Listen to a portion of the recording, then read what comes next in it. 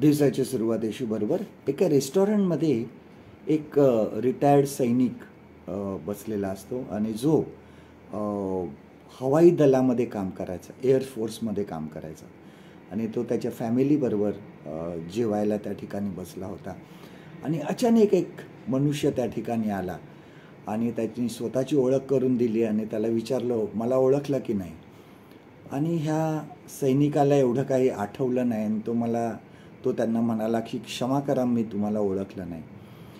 आणि त्या मनुष्याने आपली ओळख करून दिली की मी विमानामध्ये ज्यावेळेस तुम्ही सर्व सैनिक त्या ठिकाणी जायचे आणि पॅराशूटमधून ज्यावेळेस उड्या मारायचे त्यावेळेस ते पॅराशूटचं जे बटन असायचं की जे खेचायचं आहे ती मी बनवायचो आणि तुम्ही उडी मारण्याच्या अगोदर मी ते सर्व व्यवस्थित तयार करून ठेवायचो आणि उडी मारल्यानंतर मग हवेत असतानाच ते बटन जर ओढलं तर ते पॅराशूट उघडलं जायचं आणि त्याने तशी स्वतःची ओळख करून दिली.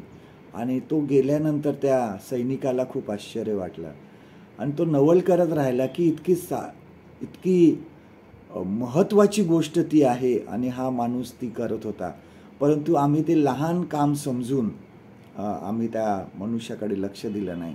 कारण समजा एखाद्याचं बटन जर चुकीने राहिलं ते बंद करायचं किंवा ते तयार करायचं तर तो सैनिक मरून जाईल. एवढं महत्त्वाचं काम होतं, पण लहान काम होतं त्याच्यामुळे ते कोणाच्या लक्षात आलं नाही. आपल्या जीवनामध्ये सुद्धा बघा, बऱ्याच वेळेस आपल्याला असं वाटतं की आपण लहान काम करत आहोत, कदाचित कोणाचं लक्ष जाणार नाही, परंतु जे काम आपण आहे आणि आपण जे काम करतो ते महत्त्वाचं काम आहे. प्रत्येकाच्या दृष्टीने ते महत्त्वाचं आहे. बघा, आपल्या चर्चमध्ये सुद्धा एखादा खूप मोठा प्रोग्राम असतो, स्टेजवर बसणारे असतात, काही बोलणारे असतात, काही त्या ठिकाणी सर्व काही मोठ्या गोष्टी करणारे असतात, परंतु त्याचबरोबर जे लहान लहान कामं करणारे असतात ते सुद्धा खूप महत्त्वाचे असतात. लाईटची अरेंजमेंट करणं किंवा एखाद्या वेळेस खुर्च्या कमी पडल्या तर पटकन जाऊन घेऊन येणं किंवा ह्या सर्व गोष्टी ज्या आहेत ह्या करणारे सुद्धा असे लोक असतात आणि ते सुद्धा लहान लहान कामंसुद्धा देवाच्या दृष्टीने खूप महत्त्वाचे आहेत. पौल ह्या ठिकाणी बघा, आपल्या त्याच्या प्रत्येक पत्रामध्ये कोणानं कोणाचं तरी तो हे करायचा, नाव घ्यायचं आणि त्यांचे आभार मानायचा आणि तो नेहमी सांगायचा की ह्यांनी मला अडचणीच्या काळात मदत केलेली आहे आणि तो पौल त्यांच्या कामाची दखल घ्यायचा. आपले काम जे आहे हे लहान असेल तरी कमी महत्त्वाचं नाही हे कसंही समजू नका.